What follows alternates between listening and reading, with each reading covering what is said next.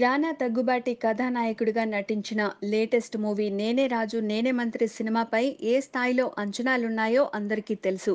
'బాహుబలి' తరువాత రానా చేస్తున్న సినిమా కావడం, టీజర్ ట్రైలర్స్కి అనూహ్యంగా రెస్పాన్స్ రావడంతో ఈ చిత్రంపై ఎనలేని క్రేజ్ నెలకొంది.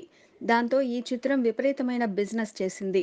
ట్రేడ్ వర్గాల లెక్కల ప్రకారం ఈ చిత్రం 14 కోట్ల బడ్జెట్తో రూపొందగా ఇంకా రిలీజ్ కాకముందే 15 కోట్ల టేబుల్ ప్రాఫిట్ తెచ్చిపెట్టింది. ఈ movie Telugu satellite rights, music rights 8 కోట్లకు అమ్ముడయ్యాయి.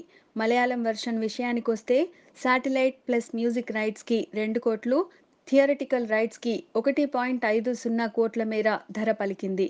తమిళ వెర్షన్లో ఈ చిత్రం 6.5 కోట్ల బిజినెస్ చేసింది.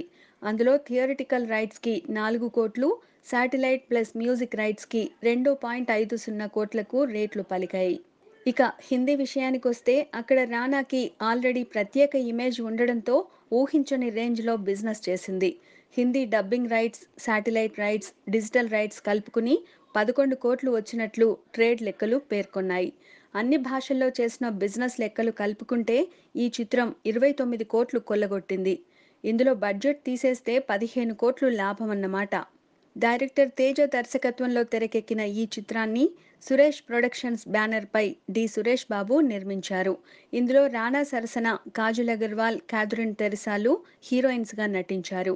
నవదీప్ కీలక పాత్ర పోషిస్తున్న ఈ సినిమా ఈ నెల 11వ తేదీన ప్రేక్షకుల ముందుకు రానుంది. ఈ చిత్రంపై భారీ అంచనాలు ఉన్నందున బాక్సాఫీస్ వద్ద కలెక్షన్ల వర్షం కురిపించడం ఖాయమని సినీ విశ్లేషకుల అంచనా. Please subscribe. Hi, it's me Purna. Please subscribe.